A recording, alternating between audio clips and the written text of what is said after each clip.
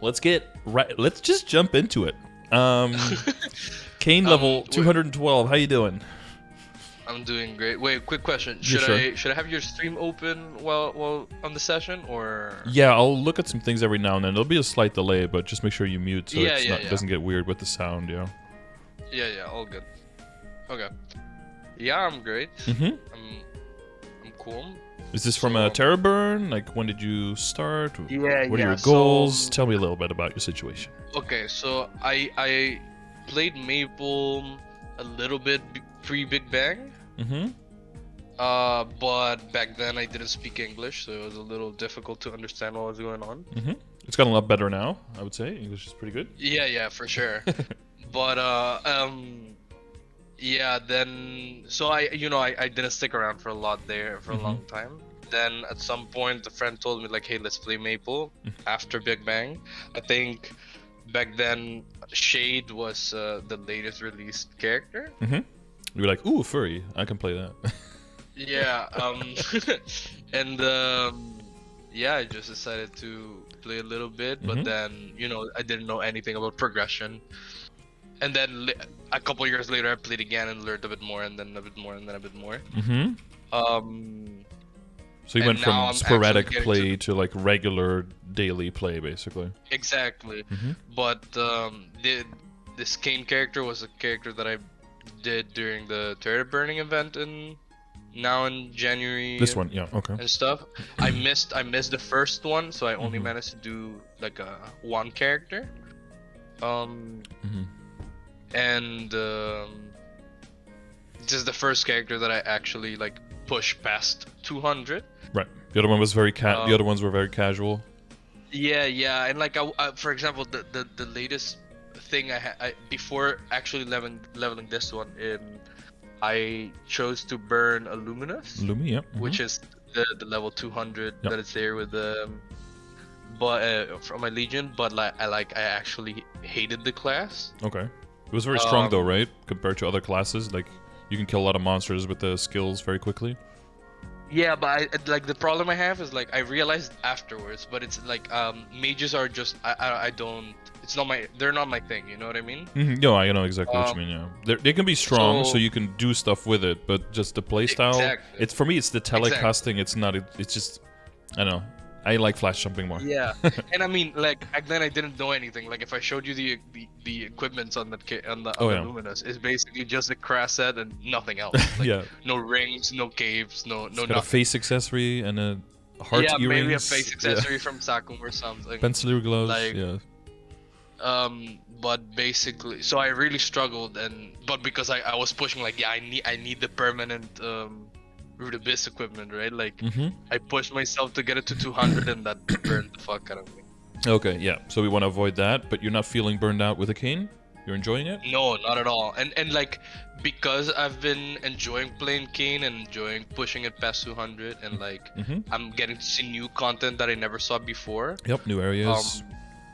Fifth job. Exactly, like yeah, exactly. So I started to realize that I like Kane, but I still have a lot of classes that I haven't tried out, so that's why I'm also leveling up my Legion. That, by the way, I can level up, it's just I don't have enough Legion's coins at the moment, so when I get them, I'll level up my Legion, but yeah, so I've been leveling up my Legion because watching from other sessions of yours, like I realized how important it is. And if I want to experience more classes to later on realize maybe what I really truly want to main, then that's how I. Yeah, that's how you get that's how you get your feet wet, and then we can see if there's something there.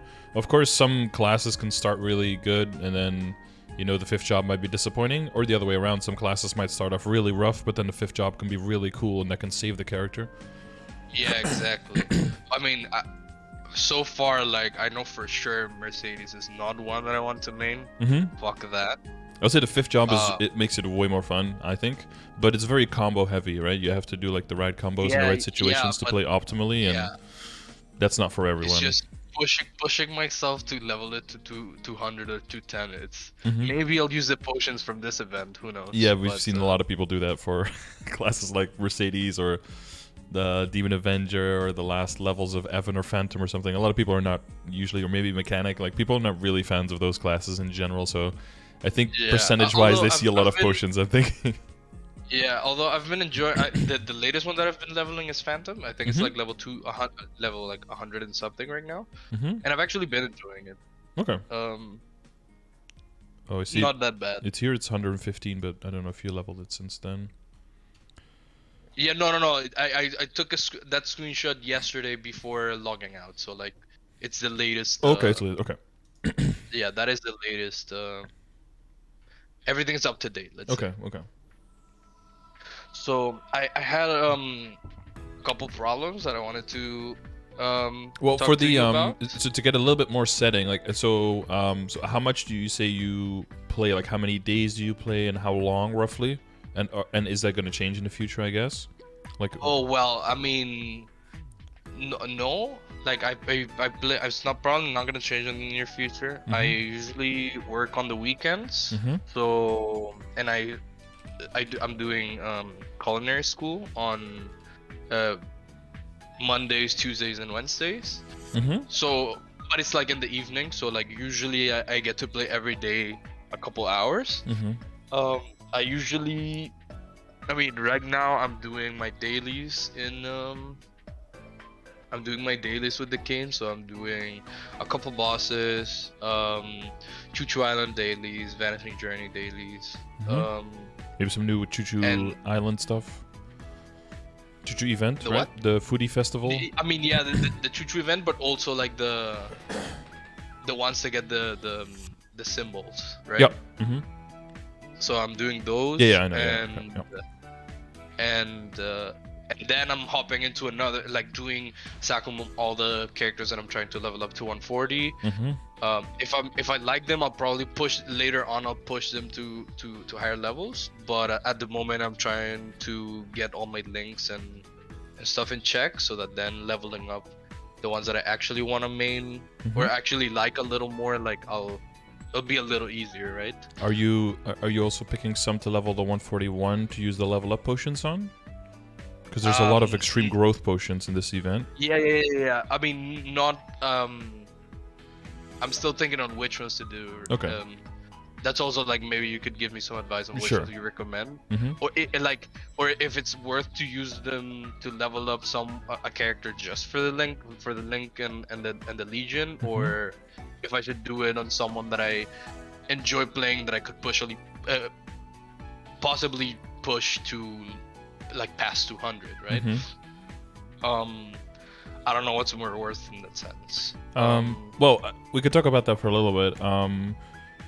So if you're going purely for like the highest efficiency per potion, then the lower the level the character is, the better the amount of levels that you will get, right? And if you're looking at Legion, the amount of levels is more important there. The quantity is more important than the quality if you're just trying to build your Legion. But what might end up happening if you do that is you get like a whole Legion full of like level 160s who can't kill anything near their level. So they're kind of like stuck at 160. And then either you have to fund them at 160, which means you have like 20, 25 fewer levels to make your money back that you invest in it, which will feel a little bit weird. Or you have a character that, that's basically the only option, or you keep them there, right? But then you can probably get 6k that way, and that won't be too bad. But if you ever want to go for 8k Legion, those characters are going to be like stuck in between, because they're going to be level 160, 170 when the training is like at the hardest, and they're going to have the funding of a level 100, which means that they're not going to be able to kill anything at all, right? Yeah. So I mean, I'm in terms of like goals, I'm probably not aiming towards 8k Legion. I think 6k it's a good. Yeah, 6k good. Yeah. So if there's a character you actually, it's good enough for me. You know what I mean? Like for sure. If there's a character you actually enjoy, I would consider leveling it around like the low 140s, and then giving it like a little bit of the funding, right? Like work on the weapon secondary and emblem, try to get those to epic, get Star Force and all the other stuff. Probably do like some, do like some Hilla to get some nice necro gear that you have on, I think, on the hero and the Demon Avenger, right? To get maybe some good flames. Just give it some Star Force, get a Cold Cubes to get 3% on everything, and then just slowly level the character all the way up to 200, especially the ones with the good link skills and a good Legion buff, right? As long as you enjoy the character, I would like try to get the fun out of playing the characters. And if there's characters that you realize that you really, really don't enjoy, then primarily throw the potions towards those. And then, you know, some characters you would primarily just use for the Legion levels. And I think at that point, like, as long as you get them to like 160, 170, that's good enough. That you get the value out of those. But then the ones that have really good either double S Legion blocks or good level 3 links or both, depending on the priority, right? I would try to push those closer to 200. Maybe not all the way to 200, but like pretty close to 200. Depending on how much you don't like them. If you really just don't want to play them, just, you know, potion them up to 200, and then either fund them a little bit there, and then use the 5th job to get them to 210 if that's necessary. And then there's also other potions right now, right, with the compensation that you can use to level them up past 200 if you need. I think it's mostly the slowest levels. I think are like level 203 to 205 is like a little bit slower, and then you can go into the upside down. What's it called again? Yeah, the Reverse City. Reverse City is a really good experience in the beginning, and then really up to like 208, and then maybe 208 to 210 slows down a little bit again. So if you have the potions, you can maybe use them around those parts to get optimal value out of them, so you don't have to fund as much. But you won't have to fund very much if you get the 5th job, because the 5th job skills by themselves are very, very strong. And depending on which class, of course, might get a lot of value out of the 5th job skills. Like a Lumi, you get like a giant door that destroys everything, and you get like some shorter cooldown skills that will destroy. That's if you're looking towards level 3 links, but if you're first looking towards just building up your Legion to 6k and getting the value out of the member bonuses and the grid bonus there, it's just mass production. Just make more characters and just get them up to 100 and then throw them in the Zaku mill. And then if the ones that are past 140 are getting potions, the ones that you don't like, you'll see 3k, 4k in no time, and then from 4k to 6k. Well, at least past 3k it starts getting a lot easier because the new characters are getting a lot of value out of the Legion board, because you can get into critical rate and critical damage, right? So the characters will get way, way stronger. Plus they'll have more link skills. 3K. So. Yeah, so at 3k is that you start unlocking like a little bit of the grids from the... No, at 2k already, but only one part, right? So it's only 1, 2, 3, 4, 5, 6%. Like one line. But then at 3k you get 2, so you can get up to 7 extra, so 13%.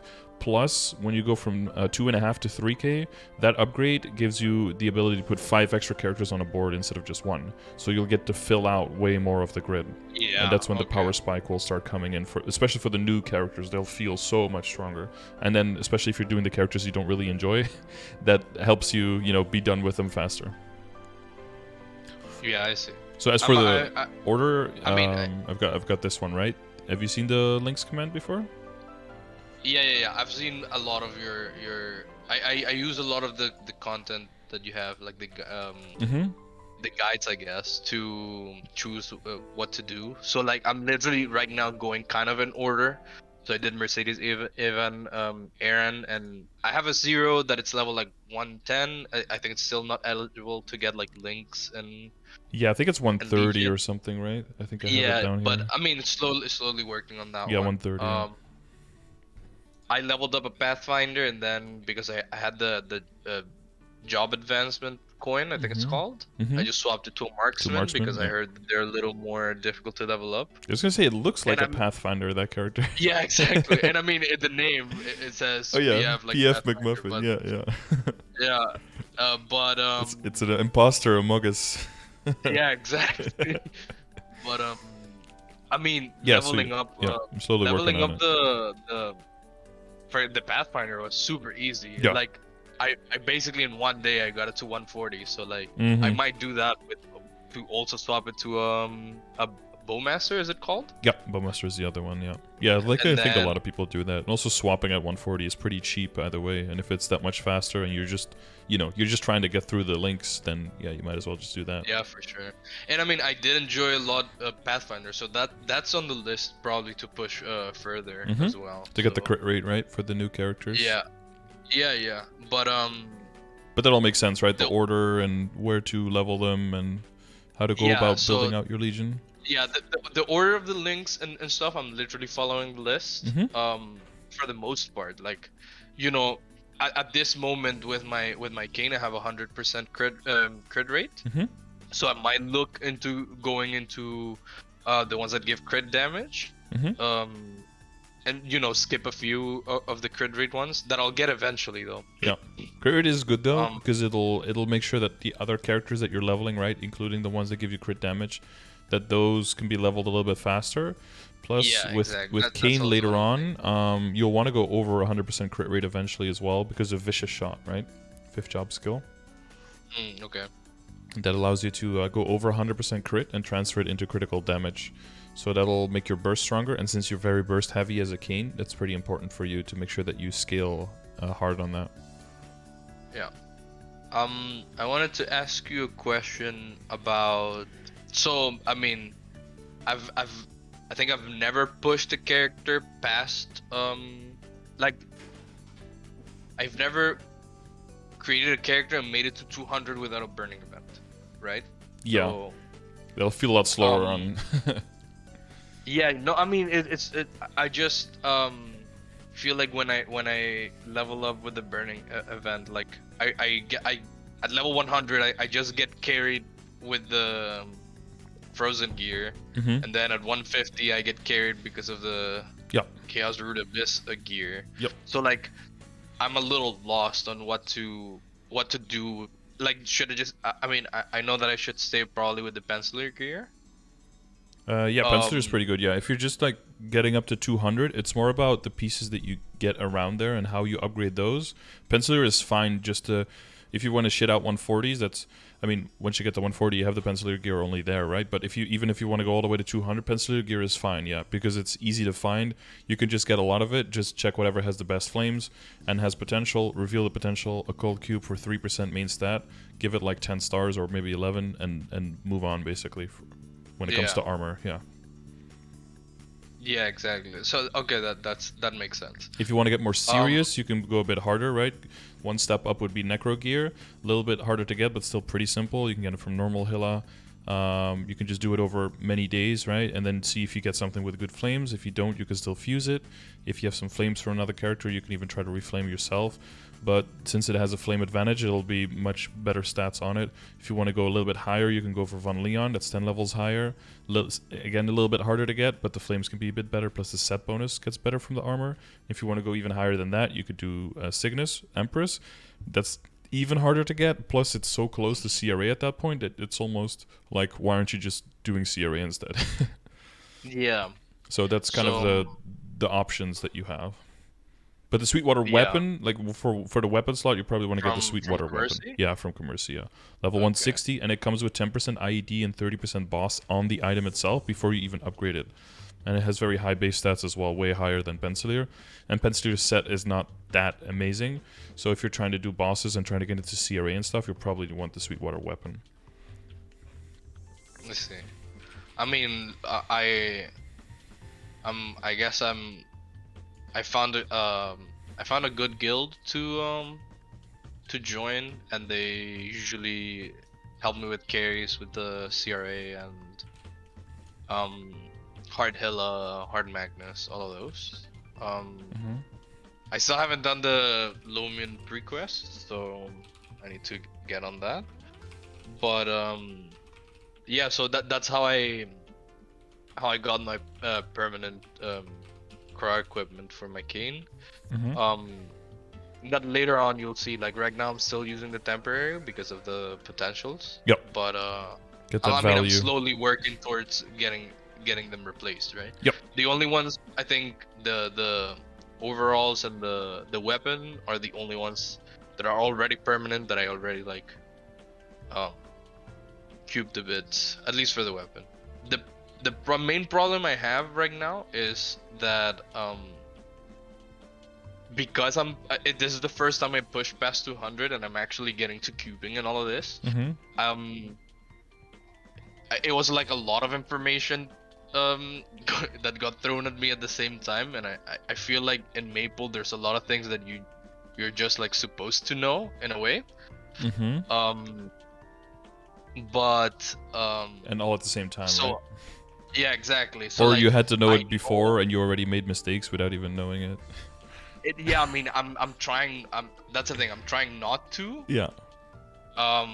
That's also why I'm here. And I understand the mechanics of how things work, like cubing and flaming and all of that. I just don't know what I'm looking for. Like, I don't know what a good flame is, for example. You know what I mean? Like, I don't know. I mean, I know a little bit about cubes and potentials and stuff. That's I already like looked into that, but you know, like, I don't know what to flame. I don't know what to prioritize for cubing. I don't know. Like, for example, like I'm struggling with mesos, right? So I don't know if I should be cubing my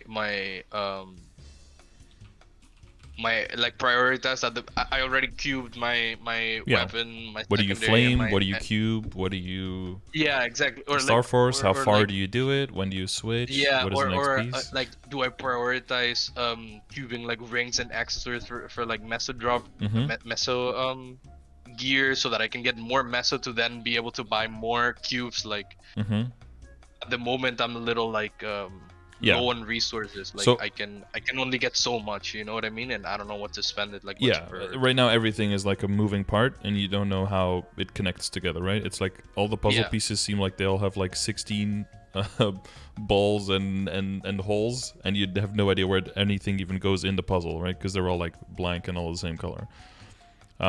So the way to kind of structure all of this is like with the question I said at the beginning, right? Like, how much do you play? That will feed into like how do you fund your account, and that will feed into what is going to be the priority of upgrading, because it's always you're investing, right? You're investing somewhere to get a certain return.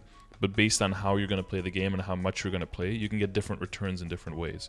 So the main big examples could be, we're going to mainly invest in just making your character as strong as possible, so you can kill bosses faster, and then you can kill, sell the boss crystals and get a lot of money that way. If you're really into bossing and you want to do all the bosses and you're good at that. Or if you're just going to have a more evenly distributed amount of game time, you're going to do like a few totems per month, you're going to be training more. Then it makes more sense to get more damage from very specific pieces that are very good at getting damage. Then you get more utility and drop and meso from the accessories that are very good at that. And then you make more money that way, and then you focus more on just grinding out the levels, waiting for upgrade events, capitalizing on those, and then going into the bosses with the extra damage and seeing if you can do it. And then if you can't, maybe you duo for a while, and if you can solo, you solo for a while, and that way you can get that, build up that passive income later. But the passive income is mainly going to be like make more money while you're already doing the grinding. So when it comes to like the profile of how you play, it seems like you're at this point pretty dedicated to the Kain, but you're still trying to also keep your options open in case there's another character you really enjoy, right? Yeah, so what I was thinking was, because I still don't know I don't know what I would main in case there's another one that I would like, or if even if I would decide to like leave the Kain as like on the side, let's say, and main another class. Like, what I was just thinking was to try to fund it and still play it up until the point more or less where it could become a decent boss mule. So that in case I decide afterwards to fund another character and get it to higher levels, like, I at least have one boss mule. You don't have an insane amount of things invested into it that you need to make the money back from first, right? Exactly. So like at this point, like, I'm already a little too deep to jump ship on the Kain, but like I also don't want to go all in, you know what I mean? Yeah. So when it comes to like the boss, the getting like the drop in meso gear, that's probably something I would more prioritize or think about once you reach like between like level 220 and 225, because I think that's when you really want to make that decision. Like, am I going to stick with this character, or can I hold it and have it be a boss mule here? Because that's a point where you have a lot of V-Matrix spots available, where you have access to a lot of damage, you have a healthy amount of hyper stats, you have access to a healthy amount of dailies, so you can get your arcane power up and get a lot of stats from that. That way you can make your character stronger over time without having to directly invest a whole lot of money, right? Just from doing dailies, it'll get stronger, and then with the money you make during doing your dailies, that just levels up your symbols. So it kind of becomes self-sustaining while still becoming stronger and doing the bosses. But you can, cream off the top, like all of the money, all of the cubes, all of the flames and whatever, and deliver those to another character to fund that one. But it's also around that point where I feel like if you're going to go hard on a character, like once you're at like around 225, if you're going to go hard, then it will pay off to get drop in meso gear. And then you can make that decision and invest in that, and then you'll make that money back. multiple fold, right? By the time you get to 250 and beyond. But until that point, it'll also be still plenty doable to do it without Mezzo and drop rate gear. But past that point, it'll definitely just be worth it. So I think until you get to that point, I think we don't have to worry about that part too much. Okay. Alright, so I should then focus on trying to cube my gear for like main stats, or yeah, that would be the main goal, because then you can also take the pressure off of some of the pieces that are more responsible for increasing your damage. Those pieces will have less pressure on them because it's more divided evenly over all of the pieces, so it'll be easier to get to the amount of stat that you need to be able to kill quickly, and on average cheaper, because you're not having your accessories basically contribute nothing, right? They're going to be contributing some damage as well, and that'll make it easier on the other pieces that are contributing a lot of the damage. Okay. Now, when cubing, like, do I go all in on a piece until it's legendary, or should I like get all of them to epic and then all of them to unique and then all of them to legendary, like slowly? Or so as the general rule is that it basically comes down to efficiency, right? It's like, where do you get the most expected returns for your money? So that comes down to how many outs, right? Like how many rolls in the potential are stats that I'm looking for. What is the average chance that I tier up? What do I already have? How much damage do I even need to kill? Which part of, which type of equipment is it? How long am I going to keep it? Is there a Star Force event nearby? What are the odds that I can upgrade with Star Forcing? How much damage do you get from that? Can I invest in flames instead? What's the expected return of flames? It's all of those things at the same time that will be the puzzle that will help you see, like, where do I spend my money? Where do I get the best value back for my money, right? Because you can imagine that if all of your equips have 0 stars, you're not going to start working on legendary potential, right? Because there's way cheaper upgrades that you can make first. But of course, the further you go, the closer all of those upgrades will seem, and the harder it'll be to find the exact most efficient thing to throw your money at. I see. Yeah. Okay. So that's why there's like the general goals to aim for in the progression grid, so that you don't have to worry about it too much. As long as you're working towards those numbers, you're like working in the right direction. And if you're way over on something, that means that you can kind of, hold back on that and focus on something else a bit more. Okay. So, but there's wide gaps, right? So you have to kind of like look at what level are you at, and then it's like, oh, is it all halfway? Then roughly take half, right? So it's a little wide, but I don't like to say exactly like at 212 you have to have exactly this, because then people feel like, oh, I'm horribly behind, or like, oh, I'm way ahead, I don't have to do anything. Like, it just trying to set like general goals so that you don't have a huge mismatch between your character and then what the content around your level is expecting of you, and that you can't be like, oh, I could just steamroll everything, or I can't kill anything, I'm horrible. So we can look at your specific pieces in a bit to see like where can we restore the balance, where can we make some very short, very easy, high value short-term gains, and then what do we work on next, like what is the next goal and what is going to be a realistic goal, with in mind that we are going to, at least for now, aim towards like 220, 225, and then we can reassess at that point if you want to push further or if you want to, hang around there a little bit, because maybe by that time you find another character and then. Yeah, because at the moment I'm kind of, I mean, I do a little bit of grinding on the Kayn, but then I swap to another character for Legion. That's my routine at the moment. Like, I do dailies, I grind a little bit, and then and then I go hard on another character, because I feel like that will benefit long term. That will benefit the Kayn a lot, right? Yeah, and your whole account as well. Yeah. Yeah, exactly. Sure. You're probably still at the point where grinding levels out on your main might specifically, as long as you're enjoying it as well, might still be more beneficial. Just to, the faster you unlock more areas in the Arcane River, the faster you can start doing those dailies.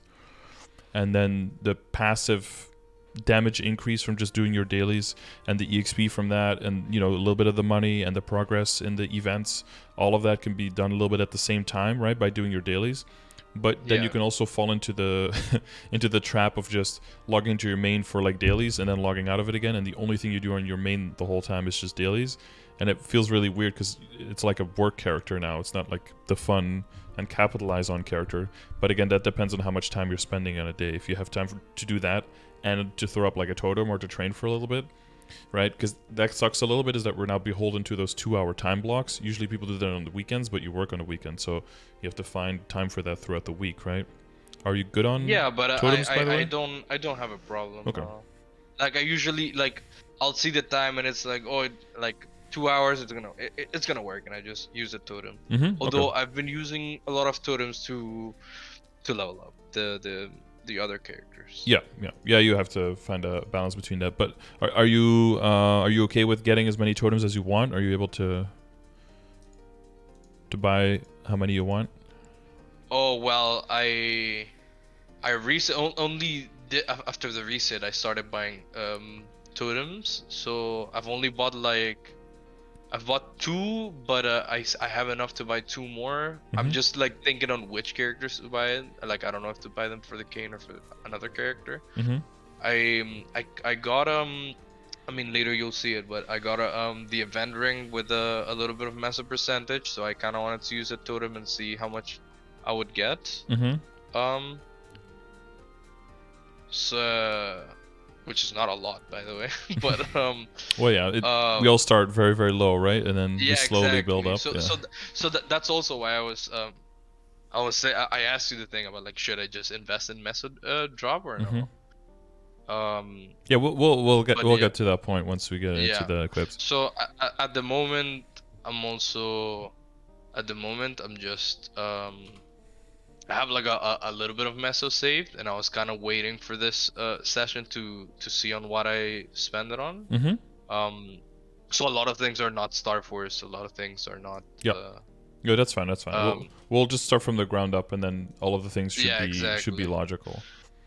So did you? I guess the best thing is to go into the system, because you mentioned like flames and how do you know what is a good flame. Do you have like a list of things that you just want to specifically ask, and then we can just go by that list to make sure that we clear everything up? Yeah, I have a couple things, but we can start with the flame. On like, I understand what the flames are, is like the extra number that you get on certain stats on the green bonus stats. Yeah, the green ones. I understand that you can reset them with the flames. But I don't necessarily know the difference between each flames. I just kind of get them and see on what I think I should use them. But like, I don't know what a good flame is, right? Like, of course I would know, like maybe if it gives main stat or like all stat, like that's good. But like, I don't know. Obvious one, but it's when it's not so obvious. Exactly. Yeah. Well, so I do have a video on that, on like how can you tell for any flame if it's a good one or if it's a bad one. And it goes into the details, right? Basically, well, yeah, it's the green stats, and you're looking at the stats that give you any kind of damage, right? So your main stat, possibly secondary stat, all stat, and attack is basically the main thing you're looking for.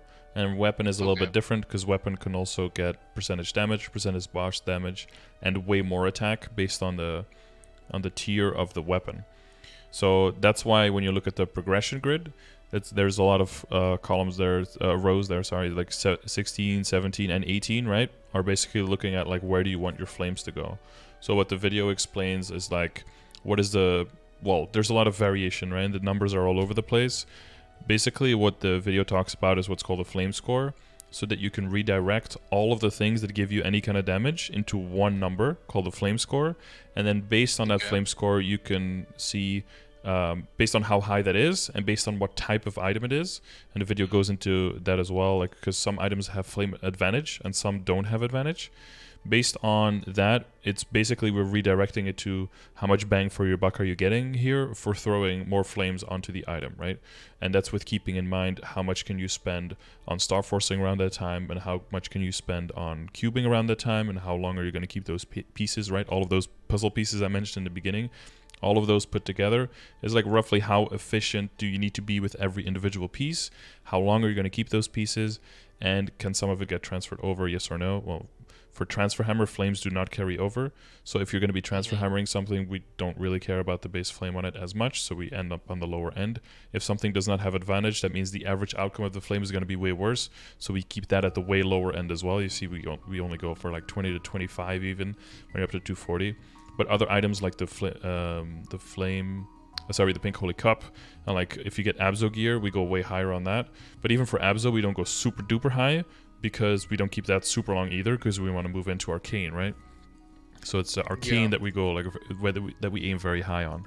So the main thing with flames is that you want to make sure that your weapon has a good flame. So for weapon, you have this column, and basically it's just a tier of weapon and magic attack that you're looking for, because that is a percentage of the base of the weapon. So it'll be a different percentage based on the level, and because the base goes up as well, it'll be a bigger number. So I can't put all the numbers in here, right? It would be one giant clusterfuck for like a claw would be like anywhere from 20 to 60, and then I don't know, like a Kana fan or something would be anywhere from 120 to like 300, you know. It would be all over the place, so those numbers wouldn't make sense. So you go by the tier and how good the tier is, because the tier goes back to how rare is it that it happens, and as a result, how much money is it going to cost on average to get that roll, right? So it comes down to the same number there.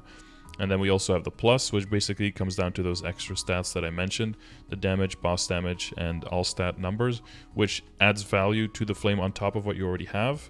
Not enough to be worth the next tier, but it makes it so close that if you do get in that ballpark, you can also say like, okay, I'm going to stop flaming and do a little bit of flames on other stuff again, because like I just mentioned, it's the same as going for one item on legendary when everything else doesn't even have potential, right? You want to kind of evenly bring things up in general to get more value out of your money, because the efficiency at the higher end is way lower than the efficiency for your money is at the lower end, right? Wait, what did you just say about efficiency? That's the only thing. So let's say that you have an emblem, and it has, let's say it has 21% attack, and it has 9% damage as the third line. The amount of money you have to spend to get like 1% overall value more on that, versus the amount of money you have to spend to get a 1% more overall value on an item that has no potential whatsoever, is insanely high, right? So when you're looking at like how much can I improve the current item, you're not looking at how much is it to gain 9 damage, but you're looking at how much is it to gain like 9% of how much damage it already gives. So the percentage efficiency, like the marginal benefit, goes down, just keeps going per mezzo, goes into the tanker the higher you go. So you want to keep that marginal efficiency high, which is just the general efficiency, which is basically just how much bang for your buck are you getting. At a certain point, there's a huge drop off.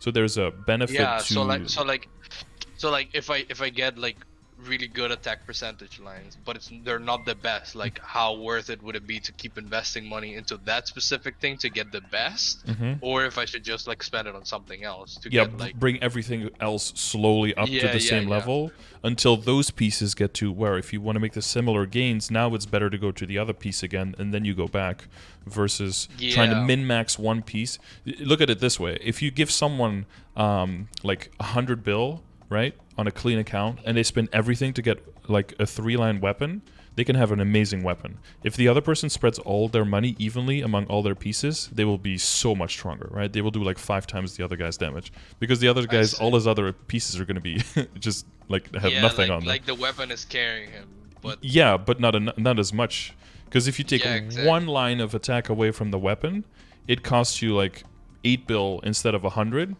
And then that other 92 bill can give you way more damage over all the other pieces combined. That is way more than just the line of attack that you take away from the weapon. I get you.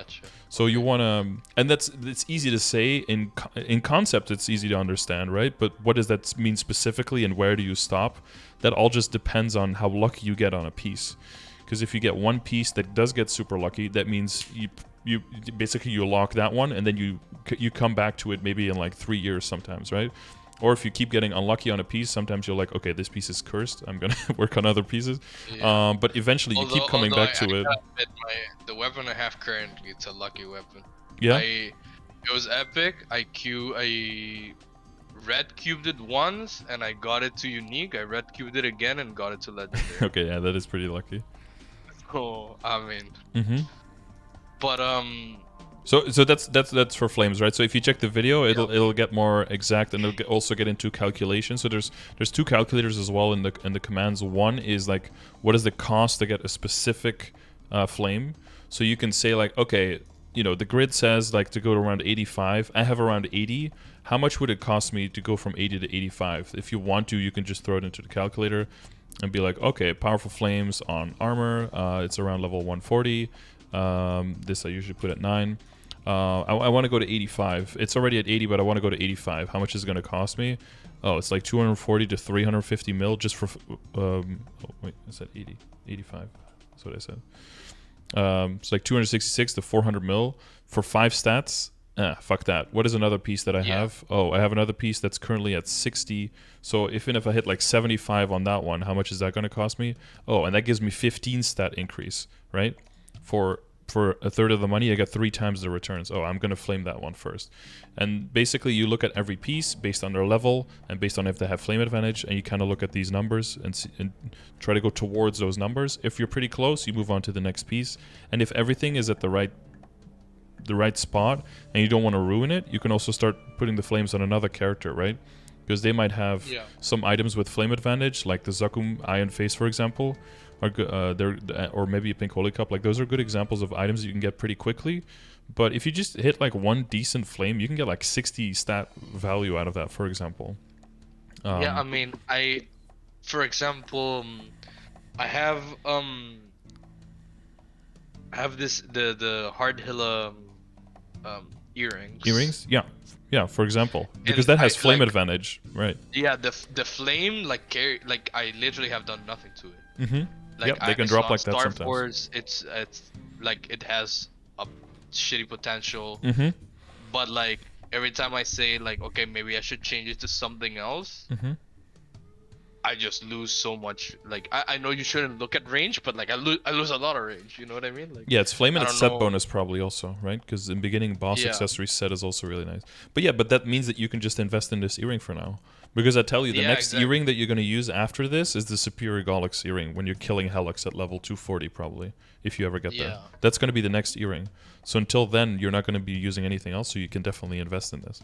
But we'll get to that when we're going to the specifics, right? So, but so that's how flaming works. So in general, flaming is something you do a little bit on the side. Usually I don't advise people to like buy a whole lot of flames because you will just slowly get your flames up, and for some pieces, right, you will get pieces and you get a bunch of them, and then you pick whatever has the best flame, and then you just upgrade that one, and that way you also don't have to buy money for flames, or spend money on flames, I mean. The main thing that you work on is your weapon, and once your weapon has a good flame, I think you just either make sure that all the other things with flame advantage, specifically like your CRA and your cup, if that has a decent flame, and then maybe some of the boss accessory items, if those are like okay flames, then you can just start moving on to mules until you get into Abzo, and then you start trying to get a decent flame on Abzo, basically. But you can basically do that to flames from weeklies or from event shops or from compensation, stuff like that. But that's like a low level of your expenses. The only thing I would buy flames for typically is for your weapon, or if you're trying to transpose. So that's much later in the game. When you get like a Papulatus Mark drop, or you're getting Dominators from normal Arc, and you're trying to transpose into Sweetwater Pendant from Commercy. Yeah. Okay. So that's more when you have like the full Helix set complete, right? The Superior Gollux, and you're moving into Gollux and Sweetwater pieces instead of the boss accessory. And that's when the boss accessory stuff basically goes to full drop Mezzo, and then all of the Sweetwater and Superior Gollux gear comes in, and then becomes the damage gear. And that's basically like the end of the mid game when you move into the late game, kind of. Around that point. So until that point, you don't have to worry about that part super much when it comes to flames. So the main thing that you are going to be worrying about is Star Force in the beginning and Potential. Okay. When it comes to Star Force, we have a 1+1 event coming up somewhere, right? Yeah, I've been also waiting on that one. Because that's basically 50% off to get to 12, right? So that's you can't wait too long as well for these things. You know, there's always a possibility that you're just sitting waiting when you could have, because it is still pretty cheap to get up to 10, right? It's mostly 10 to 15 gets very expensive, and then over 15 gets crazy expensive. And one individual character star forcing up to 10 doesn't really, or one item doesn't really do much, but if you have like 7 items and you add all that up, it can be a decent amount. And that's, you know, that's the whole thing, right? Is if you can make a whole bunch of small gains together, that's usually worth way more than making one big upgrade on one expensive item that's already legendary, for example. Because the risk there of falling into something that makes an actual downgrade is also bigger there. Versus what is the risk of getting really, really unlucky with getting to 10 Star Force? I mean, it's still always going to be like within, I don't even know. How much is a banana? $80? I don't know. Is it like 20 mil? I mean, how much can it really be? That's already like going to 11 stars, I think. So doesn't even register in your general expenses. But if you add all of that up and all of them give you like 20 stat and it's like 7 pieces, you just gain 140 stat, right? And then with all the percentage stat you have, that multiplies it even more, and then you start the snowball. So I think there's a lot of small gains that we can make, but in general. General rules of thumb for Star Force are you can get to 10 stars at any point, honestly. If you want to go past 10, usually wait for a 1+1 or a 30% off event, whichever comes first. Only get things to 15 that you want to get past 15, because getting to 15 is very inefficient. But the reason that we do it is because past 15 it becomes extremely efficient. So you're basically paying the admission fee to be able to play at the 15+ club. So if you're not going to go past 15 on it, then don't get it to 15 either. Get it to like 10 or 11, and then it's still, or maybe 12, you know, if it's a 1+1. But just let it sit at 12. That's totally fine. And then if you want to go past 15, wait for a 5, 10, 15 event, and then go past 15. Either safeguard the last star, or don't. You know, if you're feeling lucky, if you have a lot of backups. But in general, in the beginning, I would probably safeguard that last star. If it takes you a while to get there and you have money piling up, you can also use fodder gear. So for Abzo, for example, you can use level 150 gear that you can get from Ranmaru and such. And then you don't have to safeguard it at all. Get it to 15, wait for the 5, 10, 15, bump it up to 16 guaranteed, transfer it into an Abzo, bump that up to 16 again, and then safeguard that last star, and you'll save a lot of money because you don't have to safeguard the Abzo lab between 12 and 15, right? Yeah. Because that can add up being a lot of money. Having that fodder gear and that not having to risk it, because there is a very low chance of booming, and you're paying a lot of premium for keeping your item and for guaranteeing the non-booming. So using a level 150 gear there is typically what you want to do when it comes to star forcing. But when we're getting to the point where everything is 17, that makes sense, right? And then you got the Helix stuff, the Sweetwater stuff by then. We're looking at like around level 240 and like basically being done with Lotus and Damioning and getting ready for Lucid runs and everything, right? So this is already pretty far down the line. So up until that point, you're totally fine just sitting on like 10, 11, or 12 Star Force, which you can do off event, at least up to 10, I think is fine. And then if there's a 1+1, you can easily get everything to 12 or to 15 if there's a 5, 10, 15 later that you are going to be able to capitalize on, right? Don't go like super broke on a 1+1 or a 30% off because there's a 5, 10, 15 2 weeks later. If you're not going to be able to spend the money on that 5, 10, 15, you might as well just wait. Unless your potential is already good, then you could do that, right? And then you just wait for another 5, 10, 15, or you just do as much as possible. But if your potential is also shit, it's also okay to just stay on 10 or 12 Star Force and work on your potential first and just skip a round of Star Force events and then just do the next ones. Because they're pretty guaranteed to come back, right? So that's why Star Force and also potentials to an extent is more important early on because they have events. Flames doesn't have events, so you don't really, you know, it's kind of like a side thing. Also, you switch equips a lot, and transfer hammering doesn't transfer flames, so there's just little value in flames in the beginning, and way more in Star Force, because for Star Force we have transfer hammer, and then when it comes to potentials, in the beginning as well, up to epic, gets taken up with transfer hammer, so a lot of that value can be moved on, unlike flames. So that's a general the general amounts, right? And you can see in the progression grid, you can see like the numbers that you're roughly looking for. Yeah. When it comes to the total amount of Star Force. And the total amount of stat is kind of like the amalgamation of all the other stuff. It's of the arcane power. If it's up the flame scores, it's, you know, it has to do with your Star Force, with your Legion level, and with your potentials, and all of that kind of comes together in stat. That's why a lot of people use stat as an indicator of like how strong you are. Of course, the lower the stat, the, you know, if you have maxed out boost nodes and 7k stat, you can be stronger than someone with 14k stat and no boost nodes whatsoever. So, you know, it's not a perfect science. I like to use the level as an indicator. As long as you have all the other numbers appropriately lined up towards your level, then I think you can use your level as an indicator. And then with your level as an indicator, you can look at the dailies, right? Have you seen the dailies command? Yeah. Because, well, when we were talking about Pencilier and like the other pieces, that basically comes down here, right? Because then you have Von Leon here, and then you have Gollux, at least the easy one, if you want to start getting, if you want to start getting funky with that. And then Ping Bean, Magnus, those pieces. Then we have the harder Von Leon, and then we have Cygnus here, right, for the harder pieces. And Hilla is going to be somewhere up here, right? So that's like the general difficulty as well, and like where does it show up based on the difficulty. And then is your level, if your level is a good indicator of how strong you are, then you can use your level here as an input to see which kind of content I think is worth your time, and also which content I think is you're gonna have like a fighting chance of actually getting through that. Yeah. I've followed this, and I've tried. So I think like the best way to find out if I can do it is just try it. So I've been able to defeat Easy Cygnus with relative ease. Okay. I've been able to Aquarium, something like that. Arcarium? I always yeah. I have yeah, we just say Arc. Yeah, because too many. Yeah, Arc. Yep. Too many letters there. Yeah, I can do a normal Arc pretty easily as well. You've got the nice iframe burst as well, right? So you can. Yeah. Although at the beginning cracks. I struggled with the timing, but like at some point, yeah, those little orbs did nothing to me. Yeah, but it's a high value daily as well for the primals for rings and for the Dominator pendants for progress. It's very high value daily. But for example, I mean it's been a while since I've tried like practice craw, like CRA. I mean because I usually just get like a carry weekly from my guild, so I mean at this point I don't necessarily need it, but you know the mess up. But for example I tried Hard Magnus, and no, not Hard Magnus.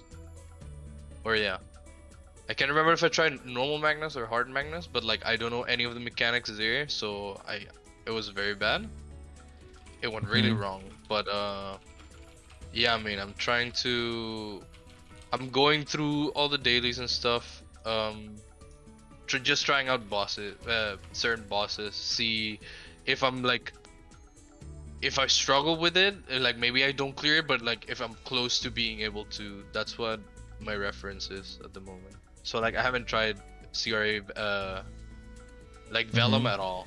Like I haven't tried Vellum at all. I tried Crimson Queen, but it was close, but not really. So yeah, well I'm just trying to so like I was waiting for the session to like see where do I upgrade, and then where do I go later on, right? Like yeah, I think we'll see I think you'll see a compounding effect of all of the small things that you can do now. If you do them all in a short term, I think you'll see a big difference in your damage, and as long as you keep that general direction of how valuable, or how to which extent can you see the value in a piece, like if hopefully at some point, right, you want to have, like when you see a new piece coming up, or a new drop that just happens in your inventory, you'll be able to see immediately like what kind of potential does this piece have. Can I transfer it and use it to transfer up? Can I get the utility out of that way? Can it replace another piece that is just like a placeholder that can be a very simple upgrade? Or is it going to be something that requires a lot of money and can technically be an upgrade, but I'm not going to hold on to it very long, or none of the value will be able to be transferred over, so it's kind of like a bad investment in that sense, right? Or like not very efficient? Or is it something that is just like brain dead, oh, I immediately have to go into this and just fuck whatever I have because it's just such a good upgrade, right? You want to have that kind of insight whenever you see any piece. And I think that comes from a more thorough understanding of like where the damage comes from, but also like how expensive is every system, and from how does the system specifically work. But I guess so. When it comes to Transfer Hammer, is a really big one in that. Do you feel like you have a good handle on what Transfer Hammer is and how it can help you? I mean, I know that I can transfer the potential up to Epic and the Star Force from equipments that are like within 10 levels higher. Yeah, and then it costs 1 Star Force in doing that. Yeah, exactly. That's the only thing I really. Yeah, I mean, but maybe that's basically what it comes down to. So the potential goes up to Epic, and if it's higher, it gets redirected down to Epic lines. The Star Force -1 gets transferred over. It has to be within 10 levels. It has to be the same type of item, so it can be for a different class, but it has to be the same type of item. That's the most important part. And the flame does not carry over. That's the main important thing. But knowing that gives you a way that you look at an item, right? Because you look at a Platinum Cross ring, you can be like, okay, this item cannot get potential, it's garbage. But, you know, if you give it Star Force and you get like a level 130 ring, like a solid Gollux ring, for example, you could transfer it over and at least the Star Force would be free on the solid at that point. So it's not a really bad investment because the only investment you're making is the Star Force, and you can basically guarantee that moving into another piece that's going to be stronger. So that's like, when it comes to prioritizing what you upgrade, that is a very low cost thing to do, and pretty much everything is going to carry over. So it's a very, very low risk upgrade, right? If you're looking at like an Eternal Flame Ring and you're trying to get it to like 30% strength, it'll give you a lot of damage now. Eventually, it'll probably become a drop rate ring because other rings are going to replace it far down the line, of course. Once you're going over 17 Star Force on like the bigger rings. And then it's going to be relegated to being a drop or Mezzo ring, and then you have to redo it. So like, that basically means that the goal is not to try to hit 30% strength on it immediately. Plus, in the grand scheme of things, you only have like a few legendary pieces, so going like super hard on one compared to having a lot of the other stuff unupgraded is very inefficient. So that's how you look at that piece, right? Yeah, I mean, now that you mentioned the solid, yeah, that's just an option, right? Solid is not necessarily something people go for. I was gonna ask you because I do have the earrings and the earrings, the belt, and the pendant, I believe. The solid one from Drop. So like, I don't know if it's worth getting. Oh no, I don't have the pendant yet. But like, I don't know if it's worth it. Earring, I don't know if it's worth it to get the ring, the solid ring for the set bonus, or if I just should keep saving for the reinforced one, right? There was a time where taking the steps kind of made sense with how difficult Gollux was, and you know, the set bonus and all that stuff. With where Gollux is now in the game, it doesn't really make sense anymore to spend your coins on anything except for Superior, because it will basically slow down your access to Superior, and what you really want is the set bonus for Superior to come in. That's the real thing you're aiming for. So any of the other sets can just slow you down. So if you get any of those pieces with potential, right, or with epic potential, so you can transfer that over to basically gain higher level potential on a higher level gear. That way, those pieces can have a lot of value. But unless it's the ring to fill a ring slot, the earrings and the belt can really only have any kind of value if it would give you like an epic potential, right? And then you can transfer that over. But other than that, they're kind of just useless at this point. So yeah, so I shouldn't even. No, I think you could just think about changing them right now. I would just extract them. Do you do any extraction? I'm trying to level up to the point where I can extract higher level equipment. Yeah, well, yeah, leveling up your alchemy for the 10 items. Yeah. Because that's another like small. It's pretty small, but like I think it's a good revenue stream in the beginning to make money out of nothing, basically. Yeah, exactly. Like it's a small thing, but if you do like a lot of small things, it adds up. At the end, it just adds up. Yeah. For sure. Okay. Yeah, so we'll get specifically into the equips in a little bit. How do you feel about your matrix and your... well, let's start with the matrix. How do you feel with that? You feel like you understand what's going on there? So I understand it's as I'm telling you, like, I understand the mechanics of it. I understand how to enhance the nodes themselves. I understand that you need to, like, enhance the slot, I guess it's called. Mm-hmm. But I don't know what I should be... I mean, like... I'm getting to I'm right now I'm just leveling up my main grinding abilities, like the nodes and also the slots, but like then again I don't know if I should go like full into one of them or like get them all spread out across on the matrix as well. Like if I should go hard on leveling up and upgrading my main grinding skill and the slot it's in, or if I should be getting it like upgrading everything like little by little. The main thing, it comes down to the percentage of your damage that a skill is. So some classes, for example, have heavier DPM, and they rely for a lot of their damage on their 5th job skills because they're on short cooldowns, for example, so they can use them a lot. For those people, it's going to be specifically more important to level up those skills and to put them in leveled up slots. Not so much for mobbing, maybe, because, you know, they won't give more uptime for leveled up slots, but you want to make sure that they can one-shot when you're mobbing, and you want to make sure that since you rely on their damage for bossing, that they do as much damage as possible so you can kill the boss faster. For other classes that have longer cooldown skills, so that's more you, right? And maybe for some skills that aren't really that useful for mobbing, but more just for bossing, like your Thanatos Descent for mobbing is like, it's cool to kill the whole map once or twice depending on the cycle, but if you just jump around and spam mobbing skills, you're basically clearing almost as fast, right? I mean, it looks way less spectacular, but... Yeah, but, of course. Yeah. No, I usually use... use like another boost for the buff that it gives and the little like arrows that extra arrows that it shoots. I mean, of course, at the end I'll just clear the map with it. Yeah, exactly. So like, one of those skills, whether you boost it or not, it does the exact same when it comes to mobbing, right? It doesn't kill anything faster. It doesn't last longer. The cooldown doesn't go down, right? So for those skills, they don't need to be in leveled up slot at all in the beginning, especially not for mobbing. It doesn't really do that much. That's something that you do later when you're min-maxing the damage when you're bossing to try and make everything hit as hard as possible. When your boost nodes are already maxed out, right? And then you typically rely more on the skills that do a bigger percentage of your total damage in like a battle analysis when you're bossing. So you could do, when you're bossing, you could do battle analysis and see like what percentage of my damage comes from which skills. Because the skills that do a larger percentage... I can tell you that mostly it's from the dragon 5th job skill. Like I'm just reading it from the thing, so I don't know the entire name. But the dragon one that possesses and the fatal blitz. And also Grip of Agony. Like those three, with those three, I basically, that's my burst. Like I would say. Yeah. Well, so that probably mean that if you're bossing, that those are going to be the ones when it comes to skill nodes that you level those up first, because they will represent a bigger part of your damage. So that means that upgrading those will have a bigger total effect on speeding up your boss fights, and when you're bursting properly to make sure that those bursts commit a whole lot more damage.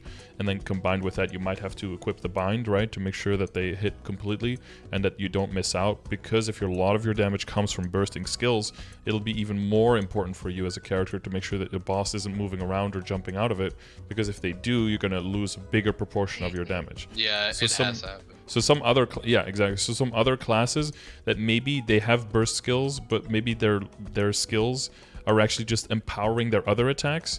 For them, it might be way more important to go super hard on the boost nodes and maybe equip 4 or 6 or whatever boost nodes and have 1 or 2 skill nodes on the side to just empower all the other skills, because either the other ones have super long cooldowns or they're only good in a specific situation. So it comes down from character to character.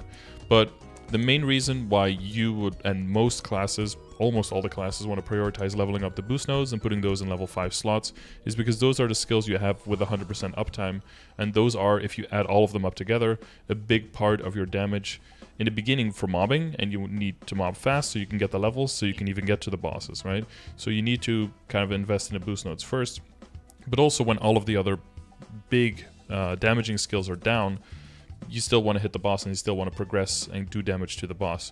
So the longer the cooldowns of the skills is, comparatively you'll go harder on the boost nodes, and if the shorter cooldown is on the skill nodes, then you'll go harder on the skill nodes. In general, you know, I have the V-Matrix command where it looks at like which skills you want to level first and like what combinations of boost nodes are useful for your class, so you can check that. And then when it comes to when those get to like, so for you, you might be a little bit sooner, you might start thinking about maybe leveling a little bit up in the skill nodes, because they do a big part of your damage. Yes, they do. And because you might not be taking your character all the way, so like totally maxed boost nodes is maybe not as necessary. So as long as your boost nodes are around this level, that's probably fine, but you probably want to start investing into multiple boost nodes And what I specifically do when it comes to leveling up the grid is I just level up one grid slot to level 5, and then I just move on to the next one. I try to not divide it like you have it here, because I think you have a lot of level 2s and level 3s, right? Yeah, I have one level 2, I believe, and then or 3, and then see, like I was gonna max 1, and then I was like, no, maybe I should just give everything a little bit, a little bit of love to everyone, but. Yeah. So, well, what you want to have is that as soon as you them, right? Like it's yeah. No, yeah, exactly.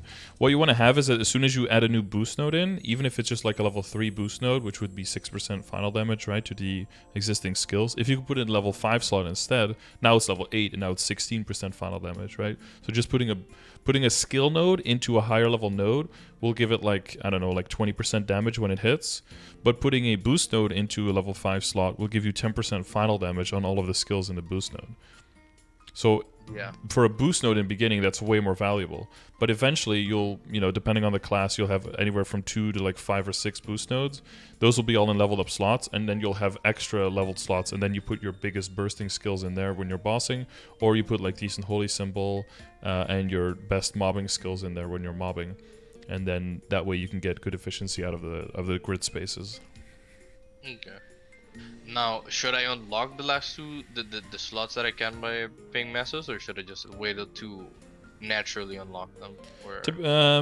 I usually don't do that myself. I've done that now recently, because I needed to power level the Adele before the event was over. But yeah, it's kind of expensive, especially like if I look at how strong your equips are and everything. If you put that money instead of like unlocking these slots in the V Matrix, you put that money instead of to upgrading your equips. I think you can get more efficiency on it there. Yeah, more value there. It's pretty much something, if it's like your 3rd or your 4th character and you're gonna like power level through it and you're pre-opening like 1,000 nodes so that you can level up your boost nodes early, then you want to open those slots, because comparatively that's going to be very cheap. You get a lot of damage out of it by throwing some extra level boost nodes in, and then you can power level way faster to get through the more the annoying part in the beginning where you're just shitting out the levels. So I think it's more, if you're further in the game, I would say. Now, quick question. Do you know how there is I think they're called skill nodes, where I got the decent holy symbol. Is there one that it's a buy-in for a boss that I could get, or is it? Yeah, that's called Urda Nova. It's like a blue ball. Okay, I'm gonna look that up, because I'm. Yeah, I can show you what it looks like. That's gonna be this useful. One. So it's like a blue ball with a white cross in it and a little bit of a blue thing underneath it. Yeah, because you're very burst heavy, it's going to be important to get that. Yeah, and I don't have any like. Yeah, and it starts with a very long cooldown as well. I think it starts with like a 397-second cooldown or something. It's getting it's gotten remade in KMS, so it's going to start with a shorter cooldown, and it's going to be an AOE that like instantly hits instead of a projectile that just fires towards the target and slowly hits it. So it's going to be a lot better skill, hopefully, by the Destiny update this summer. Yeah. But until then, that's the best you've got, yeah. Yeah. But I mean, it's fine. Like I usually do a boss, and if I have a long cooldown, like I'll just for like a buff or something, I'll just go and grind for a little bit until that cooldown is back up, and then do the next exactly. one. Yeah, do a daily in between. From the ones that are difficult to do, right? Like I'm not gonna. Yeah. Like if it's chaos Horntail or something, like Yeah, you just blow it up. Yeah, exactly. Like, it's not a big deal. Nope, for sure. And then you have a Grip of Agony on a very short cooldown. You just plop that down, kills half of the bottom, you kill the top, and it's done. Yeah. But yeah, so that's kind of like how the Matrix will work. I think the ones that are going to be important for you is to look out for more combinations of boost nodes. Is going to be the next stuff to look for, and probably to see if you can get a decent speed infusion in there. That's probably going to be like the next 3 to 4 to even 5, because you need a decent amount of boost nodes on this character. But at least the next 3 nodes that you put in is probably going to be 2 more boost nodes and speed infusion. And then depending on your situation, you might also, like for mobbing, you can probably take Blitz out, right? Because like you can jump down a platform and hit like a few platforms with it. But if you have a boost node that immediately increases all the damage, right? Because we're trying to make sure that we are focusing more on getting your levels up and that you don't have to overinvest in your character before you are sure that you want to commit to it. Comparatively, getting a boost node with like a falling dust and what is it, like the the little claw things, and maybe another strike arrow. You know, like as long as you're not at 60, you can just boost some existing skills as well. Those boost nodes will be big value for your general mobbing throughout, because you'll because it's final damage, right? The one you mentioned. Decent speed infusion gives you an extra rank of attack speed. So with that together and a green pot and your internal boost, you'll be able to maximize your attack speed. So you'll be able to move through the map faster, and for bossing, your animations will be faster, so you won't be stuck in animations as much. Oh, that's great. That sounds great already. Are you getting the green pots from Monster Park? I am, and I'm getting the red and the gold the green ones, the red ones, and I'm getting the yellow ones and transferring them to. Yep. Okay, that's good shit. Yep. Okay. Yeah. Do we need to talk about link skills at all? No, I think this system I understand a lot. Okay. And, you're puzzling, I know, right? And it's also like I know what I'm working towards next. I think what I really need is on what to prioritize on equipments right now. Sure. Okay, so we'll do like we'll do 3 layers. Well, we have about 20 minutes. We'll do like 3 layers. One like what can you do like today, right? What are you working for in the next few weeks, and then what do you eventually want to work towards when you're like level 225, like that situation, right? Yeah.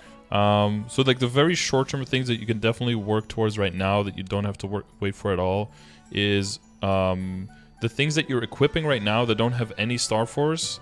I would just get them to 10, like just today. Just get them all to 10. It's very quick, very cheap. Just Star Force them up to 10. Anything that you're equipping now that doesn't have potential, do you have any regular potential scrolls? I believe I have 1 or 2. Okay, so that's not too many. Then I would prioritize.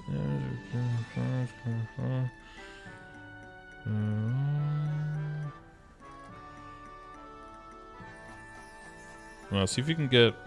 You probably didn't have enough money to buy the Lydium Heart, right? Sorry, you have the Lydium Heart, not the Fairy Heart. From where? Where do I buy this, well, the shop is still there. The Meso shop has a Fairy Heart, which is level 100, but it's 2 bill. Wait, is it the Meso shop from the step up creator step up thing? Yeah. Or no, I didn't get to the point where I could. Yeah, the shop is still there, but it's 2 bill, so it might be too expensive for you right now, and it's a big commitment to this character as well, right? Because that 2 bill can do a lot more for you than just getting that heart right now.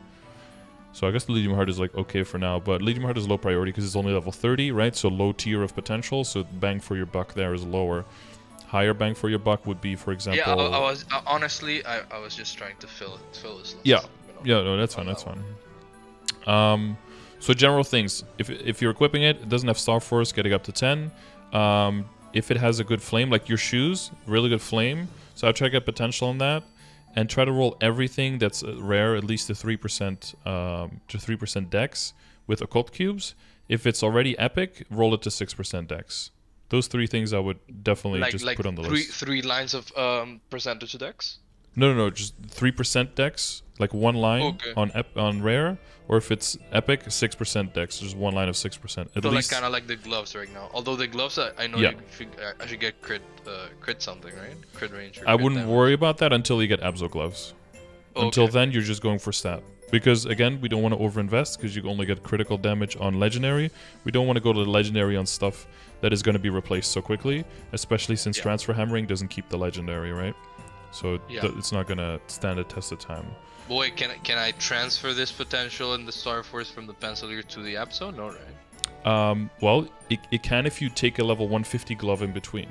So if you get this to like 11, and you find a level 150 glove later, you can transfer this into the 150. It won't transfer the flame, right? But it will transfer the potential and the Star Force -1.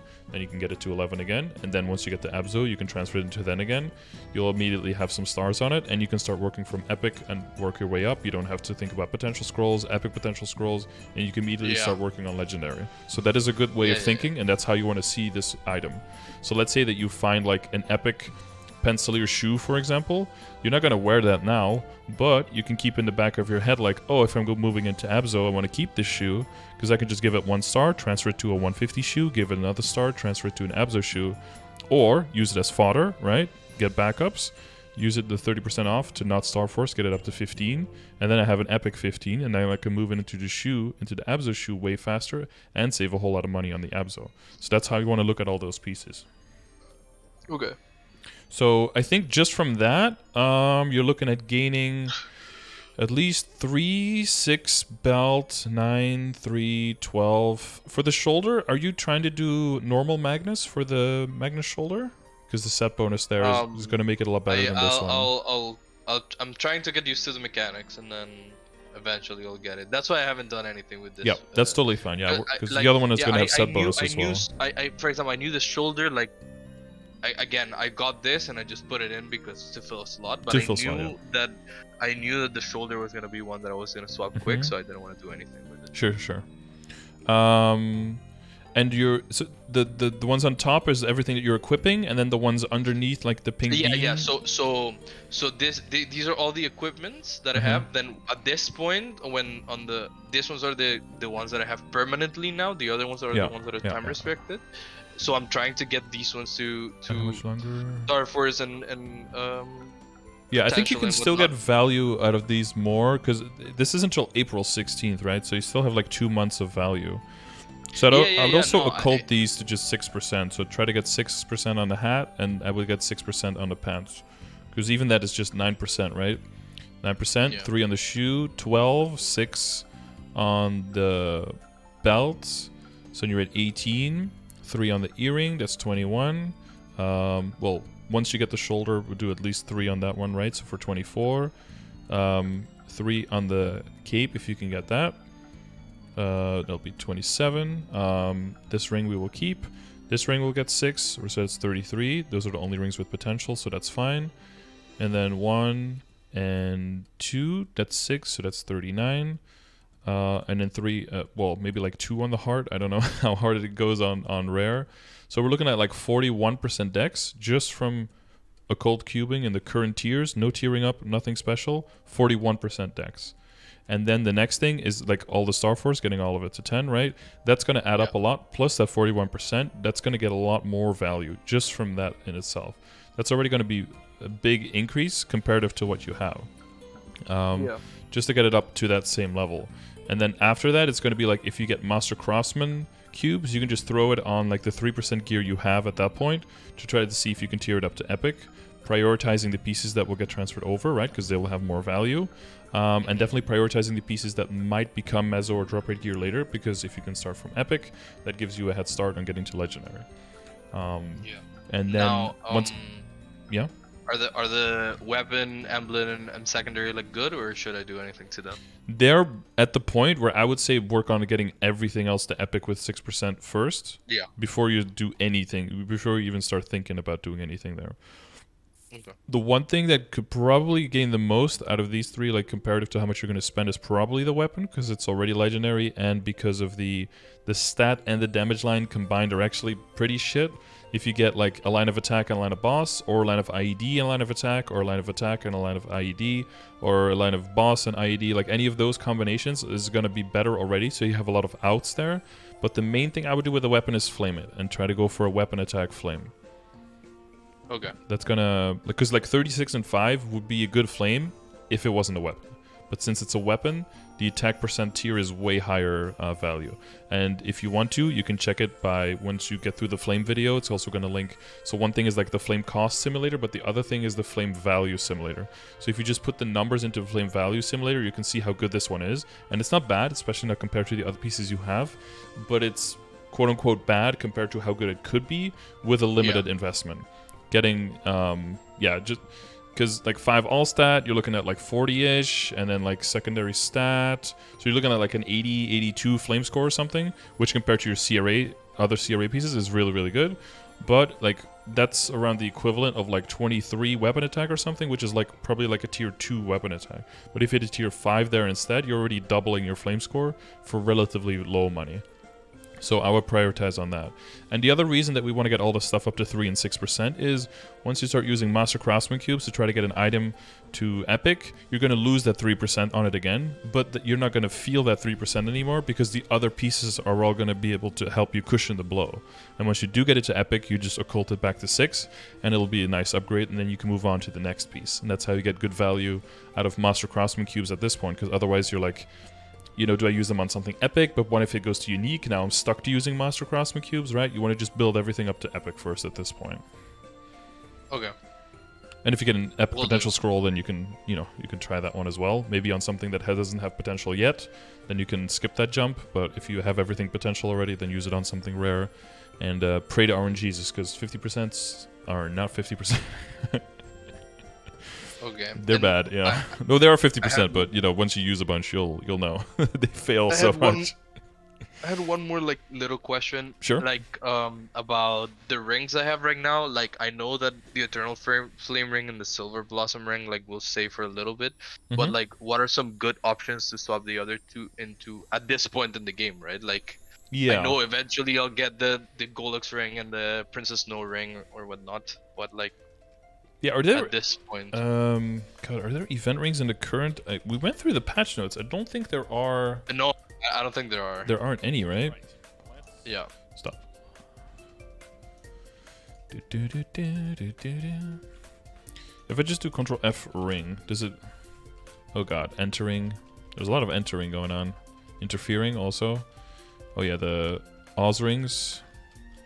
I think. Of Oz ring. Yeah. And a lot of do rings also, but no actual, and some severings, but no actual rings. Yeah. So one thing you can get, yeah, because well, the Kerberos ring is just sad, right? That's literally just to fill a slot. The Platinum Cross ring can get some Star Force, which can give it a little bit of oomph, but yeah, not that much either. Probably the Treasure Hunter John ring from NLC is pretty easy to get, pretty fast, can get the potential, and can get some Star Force. So that'll be a nice switch. Some people go for the Ephia's ring in the Von Leon quest line with the Rose Garden and all of that. Because it also gives you... It can also be dropped by Heart Von Leon, right? Or I think you need to have a bunch of accessories, and then you need to like clump all of the accessories together to turn the regular Ephia ring into the noble Ephia ring. And that's the one with significantly better stats. Yeah, as far as but doesn't Heart Von Leon drop the normal one? I think she can drop the normal one, but I think you also want to do Rose Garden stuff extra for more drops, if I remember correctly. Yeah. Some other people in chat are already talking about it, so they probably know more about that. I don't know as much about it, because I typically don't do that whole content, because, you know, my Legion and my Links are stronger, so I don't need to squeeze out every piece as much, right? Yeah, I see. That, and then, or event, or, you know, if you get lucky off like a lower difficulty Golux, and you can get like a solid ring, because it can drop that, right, from normal. Yeah, I thought the rings was the only thing that didn't drop. Easy and normal can drop all the pieces, and then hard and hell can only drop the belt and the earrings. And wait, to do normal Golux, so easy you break everything. Yeah. Normal, you don't break one piece? Yeah, you leave one up. Yeah, typically one of the shoulders, because you typically want to kill the stomach, because that's the annoying one.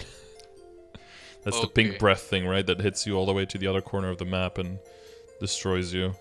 So if you leave one of the shoulders up, the opposing side's hand will still be up, so it'll be able to slap to the other side, basically. Okay, I'm gonna try to do normal. Then you can do normal, yeah.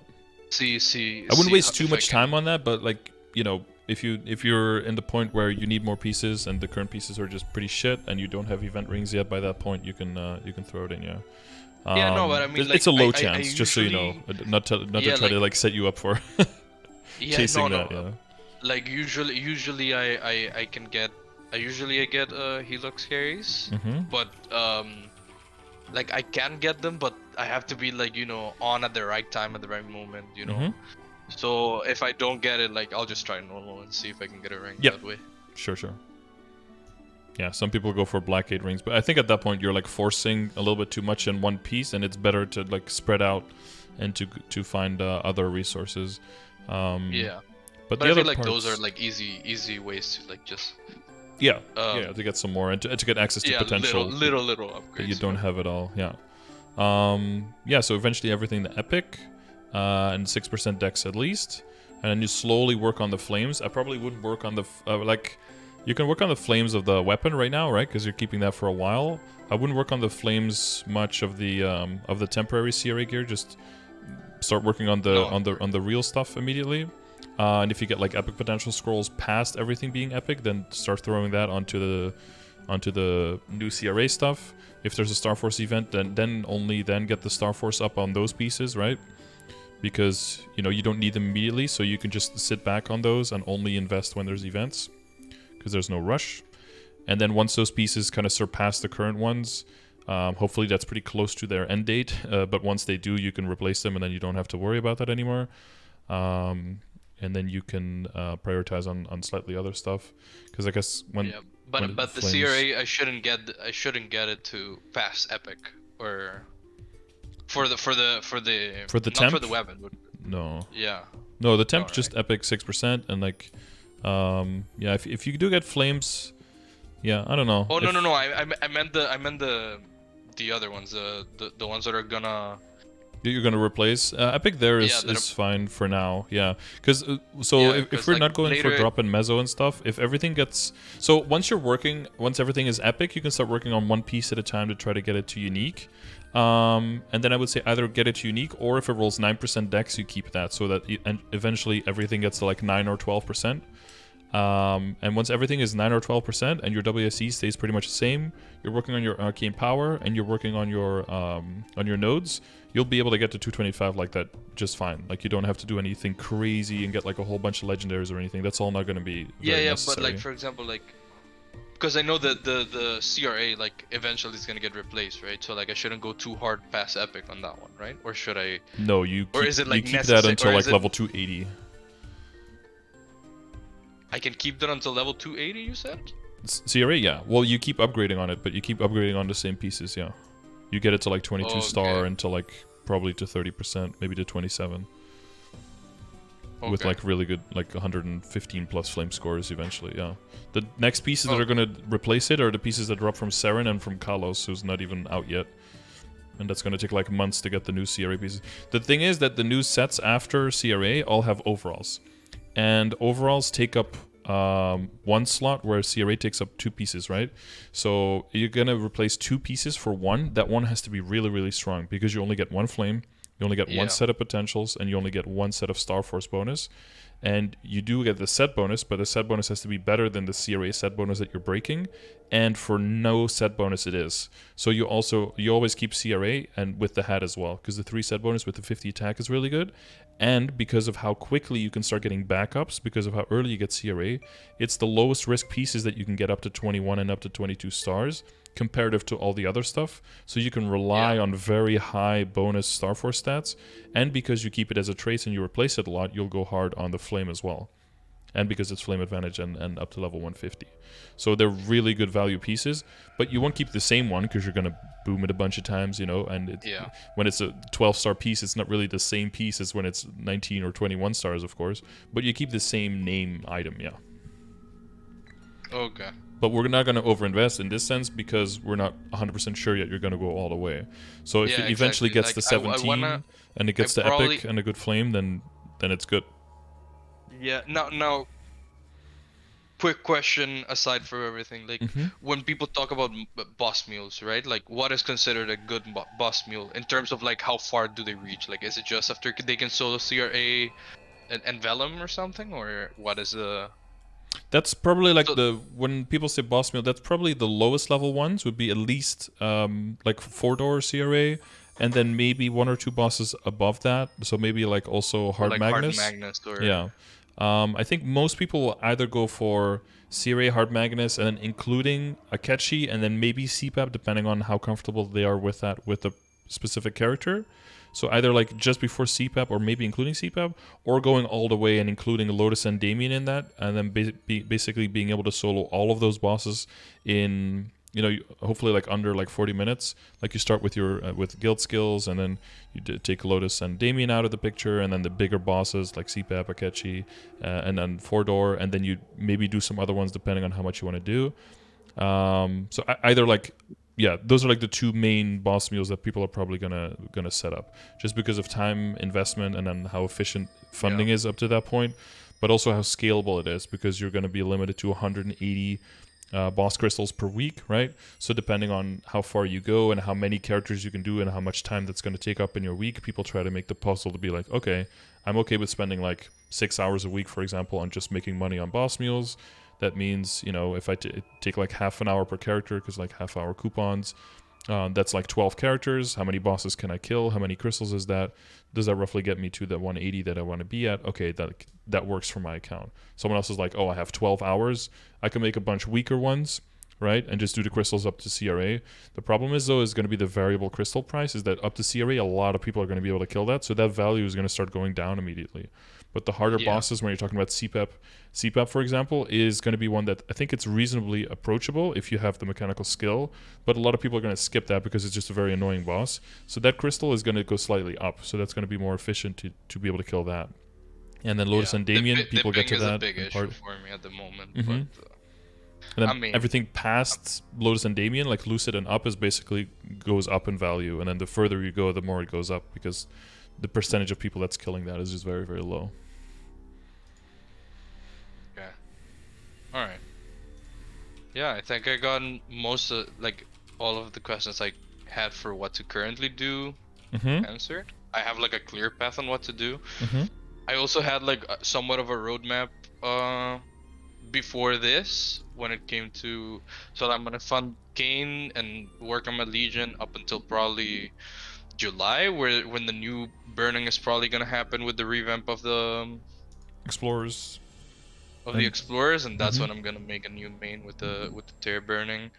I still don't know if it's gonna be an Explorer. I still don't know what class it's gonna be, but like, yeah, it's gonna be a lot of rebalancing, right? Not just the Explorers, also a lot of other. Like, that's just, I mean. Well, in working on Legion, you'll probably find some characters that are like in the definitely not pile, and then some that are in the maybe pile, and then some are in the almost definitely pile. But it's going to be good to wait until bigger changes come through, because just like Fifth Job can make or break a character, the revamp can also possibly make or break a character. If it makes the class completely different, and you were in the maybe that could push it over to the definitely or to the hell no, depending on how they change it. So. One thing I did want to mention when you're working on Legion for the grid is that in general you're gonna so one thing is that you can move the. Did you know you can move the stats around in the Legion board in the middle? No, or so, like how do you do that though? So you see the little arrow next to the stat. So if you click that, it gives you a drop down menu, and then you can select any of the other stats to switch it with in the location. So for example, for mine, so I have HP here. Oh, now I'm on my hero. I want strength here instead. So I'll click it and put strength, and then strength goes away, and then I put HP there because I just moved it. Press OK, confirm, and now the stats are different. So if you're switching to another character, you can do that. And also you can just make your pieces like in a block together. You don't have to, you know, fit the exact pyramids on where they are, right? So that gives you a bit more ease of building now. Once you get to 2K, you get the outer grids, and then you want to start prioritizing the outer grids, and especially once you get to 3K. Yeah, for sure. So you're basically use the middle as a connector between the outsides and mainly focus on critical rate and critical damage. And then as you start doing higher bosses, you probably want to move into IED as well, because you don't have any IED lines right now in your weapon, secondary, or emblem. So you're probably going to be a little bit higher starved for IED. So that's probably going to be when you're bossing more important for you to work on that, to be able to commit your boss damage. Okay. But yeah, for any so did you still have anything on your list that was like a big question, maybe something someone told you and you're not sure where to place that? I have one more thing that's kind of short.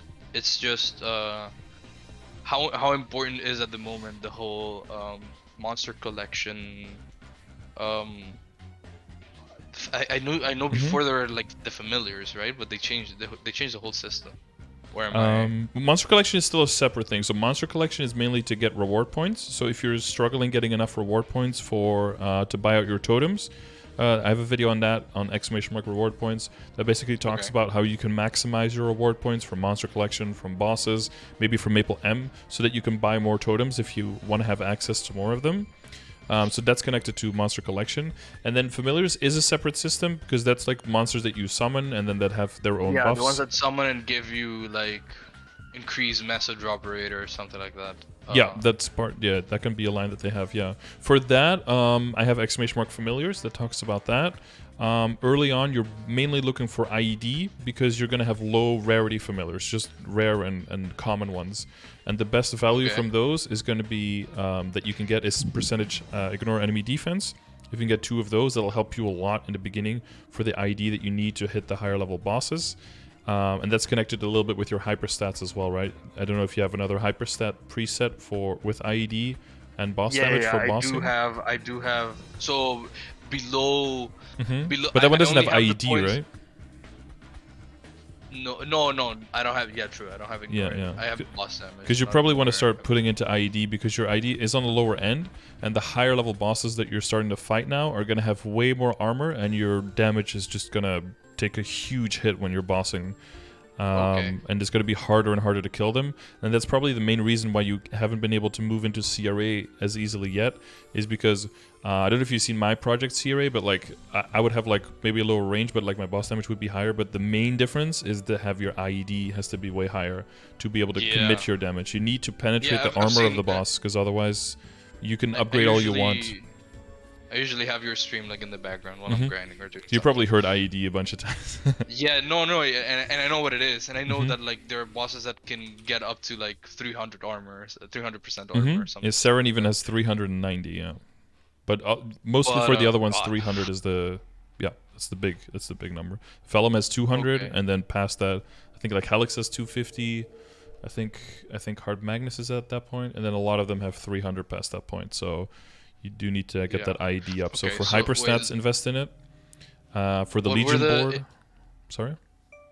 The commands were familiars and ID and reward points, RP. Reward points. And probably the flames one, right? To check the flame video. No, yeah, the flame was you sent it to me on Discord. Oh yeah, true. Yeah. There was the monster collection one. Oh no, the monster collection one is the part of reward point. Yes, it's part of that video. Okay. Yeah. Then I think that's it, man. Yeah, I'm gonna update the hyperstat video soon as well, because we have the presets and everything, so that allows you to be a bit more efficient early on. But definitely on your setup for the bossing, definitely start just hard dumping into IED there. Because you don't need any IED when you're mobbing, that's correct, but when you're bossing, you are going to be needing it a lot. Because if you look at your percentage now, and then you add the functional percentages on top of that, and then you look at the grid, and you look at where you want to be, right? You're going to look at like, you probably want to be like closing in on the 90%, and you're only at the 70. And because it's multiplicative, it's not as easy as just adding a line of 20% to get from 70 to 90, because you lose efficiency the higher you are. You always, you get the percentage of how much you're still missing, right? So if you add 30% on 70%, you only get 30% of the missing 30%, so you only get 9%. So you go to 79. Yeah. I remember you explaining this in another. That's probably for bossing. It's partially probably going to be just the mechanics and just practice. But the other thing that's mainly going to be holding you back right now is the IED. So get the right puzzle. Once you upgrade the grid, try to look at IED there. Maybe not at 2k, right? Because just 6% blocks in the Legion is not going to be very efficient. It's probably going to be better to go in critical damage and in boss damage. But once you get to 2 blocks at 3k, right? When you get to 13%, that's going to be a significant amount to start putting it into IED. That and IED familiars, those combinations will definitely help you. But then again, exclamation mark IED also has that, like a list of the sources, so you can check like what sources of IED can I use, and which ones are like easy to get, and which ones are maybe a little bit harder to get, and you will push further down the list. Okay. Yeah, I guess your inner-ability isn't doing much for you right now. No, I mean I'm waiting for the. Yeah, there's a reset coming, right? Sundays that you get the cheaper prices. Yep. Yeah, there's a 50%. What should I be looking for there? Honestly, if you know it's gonna be a bossing mule by then I would just look for like boss damage on the top line. I think Keen does well. God, is it +1 passives? What else do they? Oh no, wait, this one. Because we have exclamation mark inner ability for that one. You know, we have the list of what you want to go for. But I think... Yeah, I guess with the 20 boss... 20 bosses is fine, or like a high number of boss, right? If you get like 15 or 16 or 18, anything like that, boss is probably fine. But if you know by that point that you want to keep playing, if you just take boss, that basically means that if you're mobbing, it doesn't give you anything, right? So if you know for sure that you want to keep leveling, you do the same thing that we're going to do with the accessories at that point, is get him up to legendary and get drop or mezzo. You want to do the same with your inner ability. So if you can get drop or mezzo there, that would be what you want, because that's going to pay back for itself. Plus, it's not going to give you a huge loss on bosses, because hopefully by that time you have your ID more set up, you have more boss damage. From other places are exactly, and then your bossing is going to get better, and you're going to be really strong already. And you don't need that min-maxy boss damage line. That's more for, you know, once you're doing like hard lucid, hard will, and Tenebra's bosses. That's going to come into play more then, because then every other upgrade to get the same amount of damage is going to be way more expensive, right? But until you get to that point, you want to get the drop or the mezzo to get to that point faster and to be able to fund your whole account. Okay. Right? Yeah, that's a lot, but hopefully hopefully puts everything into perspective a little bit, right? Everything that you it does. may have heard from people. I mean, it's also, I mean, yeah, it's what I was struggling. Like, I understand the systems and how they work, most of them, but like I didn't know what to prioritize and what to get to the. But now I know. I took a bunch of notes. Well, yeah. How does it work? Like, will you just DM me on Discord when the video is out to like watch it back, or if I usually I just upload it, and then I'll upload it by the end of the day. So hopefully by tonight or by tomorrow it'll be like rendered. Sometimes it takes a little bit, and it's like on low quality. But the Discord itself usually gives like a YouTube pop-up if a new video is live. So you'll see it there if it's up. And then you can watch it back, and you can listen what you sound like on a recording. Yeah, don't even. That's gonna be glorious. Yeah. At uni I had to do some editing projects where I had to do like voiceovers and. Yeah, listening to yourself, you're like, oh god. Yeah, and like I had to edit them myself, so like not nice at all. Yeah, just cringing at yourself. You're like, oh, is that what I sound like? Is that how people hear me? Yeah. When is the soul that I have on my weapon like okay, or should I? It's not very important at this point. I wouldn't worry about it too much. Once you get to the Abzo, you can min-max a bit more. Hopefully you've gotten like a lot of Magnus shards and Felum and Queen shards. Those are the easiest double S tier shards that you can get early on, right? Those are here as well, so you can see which double S soul shards you can get. And then when there's a Magnificent Soul event, I think that's the same day as the Inner Ability sale, then you can try to turn them into Magnificent.